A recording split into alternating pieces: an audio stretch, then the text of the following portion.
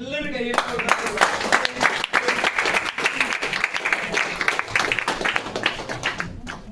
അപ്പോ നമ്മുടെ പ്രോഗ്രാം നമുക്ക് കൺക്ലൂഡ് ചെയ്യാം. അപ്പോ നെക്സ്റ്റ് ബുധനാഴ്ച ഇവിടെ പ്രോഗ്രാം ഇല്ല. കാരണം നമുക്കറിയാം നെക്സ്റ്റ് ബുധനാഴ്ച എത്രാം തീയതിയാണ്? 24-ാം തീയതി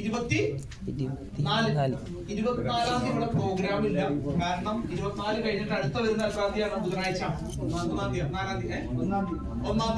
തീയതിയാണ് പ്രോഗ്രാം ഉള്ളൂ. നമുക്ക് വരുന്ന ബുധനാഴ്ച ഞാൻ തൊടുപുഴ പ്രോഗ്രാമിന് ഉണ്ടാവും.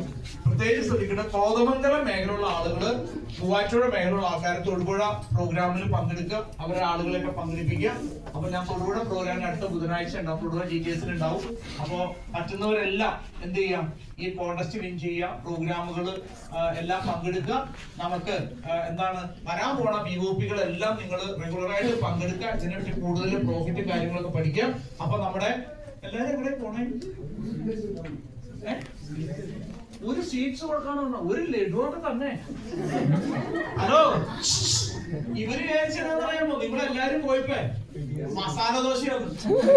കാരണം ദോശ കൊടുക്കണത് ചമ്മന്തി കൊടുക്കാറുണ്ട്, ചട്ടി കൊടുക്കണം, ലഡുവൊക്കെ കിട്ടുള്ളൂ. 5-6 ആള് പോയിന്ന് മാത്രമേ ഉള്ളൂ. ഒരു ലഡുവ ഇതിപ്പോ 2 ആള് മതി. അത് ബാക്കിയുള്ളവർക്ക് ഇടുവാ. നമ്മുടെ ശനിയാഴ്ച പ്രോഗ്രാം അത് നിങ്ങള് നാളെ വൈകിട്ടുള്ള നിങ്ങളെ എണ്ണങ്ങൾ കിട്ടണം. എണ്ണം കിട്ടിയാലാണ് നമുക്ക് ഫുഡൊക്കെ അറേഞ്ച് ചെയ്യാൻ പറ്റുള്ളൂ. കാരണം അതുകൊണ്ട് നാളെ വൈകിട്ട് നമുക്ക് എണ്ണം കിട്ടണം. നിങ്ങൾ ഇന്ന് തന്നെ ടീമിലുള്ള ആൾക്കാരുടെ ഇത് ഫിക്സ് ചെയ്യാം. കൂടാതെ നമുക്കറിയാം ആ AC ഹോളിലൊന്നും 100 എൻട്രി ഫീസ് വെച്ച് പ്രോഗ്രാം വെക്കാൻ പറ്റില്ല. അപ്പൊ ചിലപ്പോ നിങ്ങൾക്ക് തോന്നുന്നത് ഇതൊക്കെ ലീഡർമാർക്ക് ചെയ്താൽ പോരെന്ന് തോന്നാം.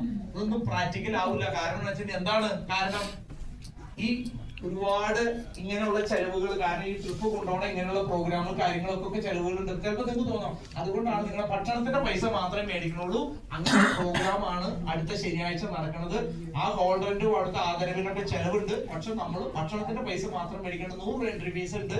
അത് കൊടുത്ത് എല്ലാവരും നിങ്ങളുടെ ടീമിൽ നിന്ന് പരമാവധി ഡിസ്ട്രിബ്യൂട്ടർമാരെ എന്ത് ചെയ്യണം, പങ്കെടുപ്പിക്കണം. ചിലർ ചോദിച്ചു പുതിയ ആൾക്കാരെ കൊണ്ടുവരാമെന്ന് ചോദിച്ചു. പുതിയ ആളുകൾ വന്നതിന്റെ വിരോധമൊന്നുമില്ല. പക്ഷെ രാവിലെ 10 മണി വരെ വൈകിട്ട് 4 മണി വരെ എന്ത് ചെയ്യേണ്ടി വരും, ഇരിക്കേണ്ടി വരും. നിങ്ങളിത് കാണാനൊക്കെ ആയിട്ട് ഇരിക്കുന്ന സമയത്ത് അവര് പറയാണ് ഉച്ചയായിട്ട് ഭക്ഷണം കഴിച്ചിട്ട് പറയും നമുക്ക് പോവാന്ന് പറഞ്ഞാൽ നിങ്ങളുടെ അവസരം എന്ത് ചെയ്യും, നഷ്ടപ്പെടും. അതുകൊണ്ട് ഇരിക്കണവരെ മാത്രമേ കൊണ്ടുവരാൻ പോളൂ. അല്ലെങ്കിൽ ഡിസ്ട്രിബ്യൂട്ടേഴ്സിനെ കൊണ്ടുവന്നാൽ മതി. സ്റ്റാർട്ട് ചെയ്തവരെയാണ് നമുക്ക് വേണ്ടത്. ഇനി പുതിയ ആൾക്കാരെ കൊണ്ടുവരണമെങ്കിൽ കൊണ്ടുവന്ന് വൈകുന്നേരം വരെ അവര് ഒരു 10 മണി മുതൽ 4 മണി വരെ അതിനുള്ളിൽ ഇരിക്കണം കേട്ടോ.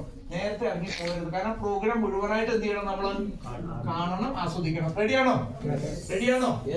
കാരണം ഒരു കാര്യമുണ്ട്, നമ്മുടെ എല്ലാവർക്കും അതിനുള്ള സൗകര്യം ഉണ്ടാവില്ല. ആദ്യം വരുന്ന ആൾക്കാർക്കാണ് ഉണ്ടാവുള്ളൂ. അതും പറഞ്ഞേക്കാം. കാരണം ആ ഹോളിൽ അതിനുള്ള സൗകര്യം ഉള്ളൂ. കാരണം നമ്മൾ വേറെ ചില ഹോളുകൾ നോക്കി ഒന്നും അവൈലബിൾ ആയില്ല. പെട്ടെന്ന് ഇത് ആവശ്യമായതുകൊണ്ടാണ് നമ്മൾ ഇങ്ങനെ ചെയ്തത്. അപ്പൊ തീർച്ചയായിട്ടും നിങ്ങൾ എല്ലാവരെയും ശനിയാഴ്ചത്തെ പ്രോഗ്രാമിൽ ഒരിക്കൽ കൂടി ഹാർദമായിട്ട് സ്വാഗതം ചെയ്യാനും ശ്രമിക്കുകയാണ്. വളരെ ഭംഗിയായിട്ട് ഉൽപ്പന്നങ്ങളെ കുറിച്ചൊക്കെ ഇവിടെ പറഞ്ഞു തന്നുള്ള ക്ലാസ് ടീച്ചർ ഒരു +2 അധ്യാപികയാണ്. ആ ജോലിയൊക്കെ റിസൈൻ ചെയ്തുകൊണ്ട് വളരെ ഭംഗിയായിട്ട് ബിസിനസ് ചെയ്തുകൊണ്ടിരിക്കുന്ന ആർട്ടിസ്റ്റ് ലീഡറാണ്.